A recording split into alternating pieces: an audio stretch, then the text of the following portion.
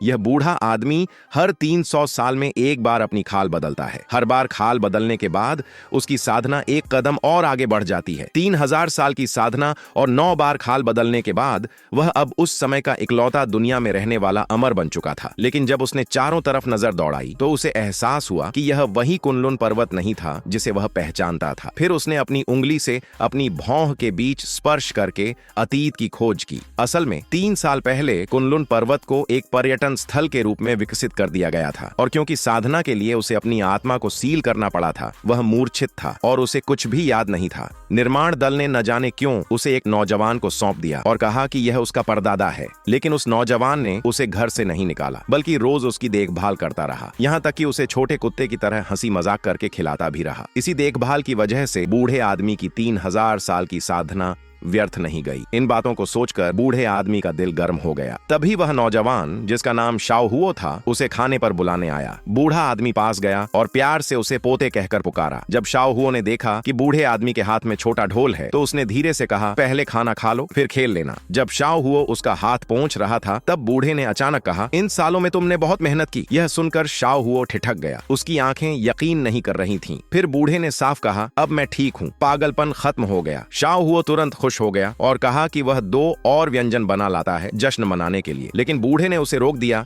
और कहा, हमें एक अच्छी सी नई जगह पर रहना चाहिए। यह सुनकर शाओहुओ कुछ असहज हो गया। उसने बूढ़े से कहा, इन 2 सालों में मैंने कोई खास पैसा नहीं बचाया। बूढ़े ने यह सुनते ही कारण समझ लिया। असल में शाओहुओ ने बूढ़े की देखभाल करने के लिए अपनी नौकरी छोड़ दी थी और सिर्फ फूड डिलीवरी जैसा छोटा मोटा काम करता था ताकि समय मिल सके। बूढ़े ने कहा, तुम्हें पैसे खर्च करने की जरूरत नहीं। चिंग राजवंश के सम्राट पुई ने मुझे फॉरबिडन सिटी के पास कुछ पारंपरिक हवेलियां दी थीं। शाओहुओ को लगा बूढ़ा अब भी पूरी तरह ठीक नहीं हुआ है और उसने गंभीरता से नहीं लिया। उसने कहा, पहले आप खाना खा लीजिए। लेकिन तभी बूढ़े के हाथ में अचानक एक पुराना लकड़ी का डिब्बा आ गिरा। शाओहुओ ने खोला और देखा कि उसमें सचमुच जमीन के कागजात हैं। वह आधा यकीन और आधा शक में पड़ गया और तुरंत अपने यूनिवर्सिटी के प्रोफेसर को फोन करके असली नकली की जांच करवाई, और जो खबर मिली उसने उसे दंग कर दिया। असल में यह जमीन एक प्रिंस की हवेली की थी। बाद में उसी जमीन पर पीपुल्स पार्क बना दिया गया। वह प्रिंस हवेली अब पूरी तरह तोड़ दी गई थी और सार्वजनिक पार्क बन चुकी थी। यानी कागजात असली होने के बावजूद अब उनकी कोई कानूनी मान्यता नहीं थी। घर टूट जाने की खबर सुनकर शाओहुओ का चेहरा उतर गया। लेकिन तभी बूढ़े ने उसे बताया, मेरे पास हैचेंग बैंक की बिल्डिंग में 30 अरब मूल्य की प्राचीन वस्तुएं जमा हैं। इतनी दौलत से हम कई पीढ़ियों तक आराम से जी सकते हैं। जल्दी ही दोनों हैचेंग बैंक पहुंचे। शाओहुओ ने अपनी यूनिवर्सिटी की सबसे खूबसूरत सहपाठी को भी साथ ले लिया। शाओहुओ को लगा कि बूढ़ा पहली बार इतनी बड़ी बैंक में आया है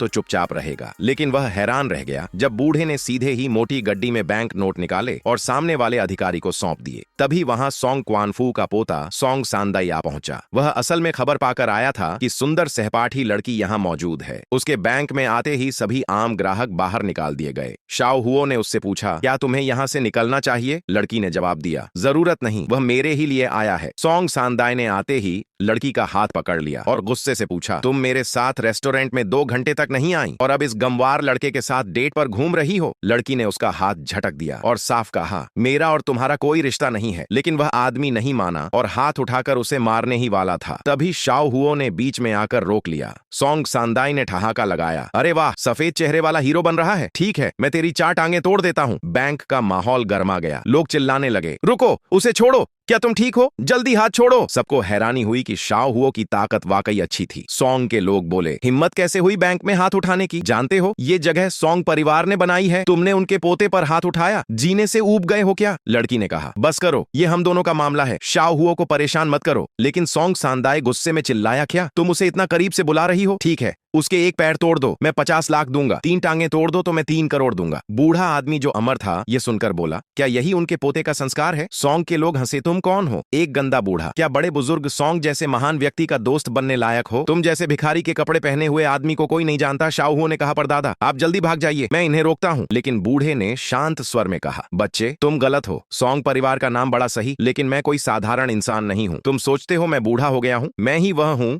जो असली ताकत रखता है। सोंग सांदाई हंसकर बोला, हाँ, यह गंदा बूढ़ा कह रहा है कि वह मेरे दादा का दोस्त है। तुम्हारी औकात है? गुस्से में सब एक साथ हमला करने के लिए आगे बढ़ते हैं।